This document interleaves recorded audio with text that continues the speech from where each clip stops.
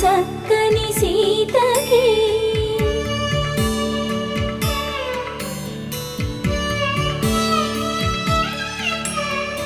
ఎర్ర జాబిలి చేయి రాముడేడని అడుగుతుంటే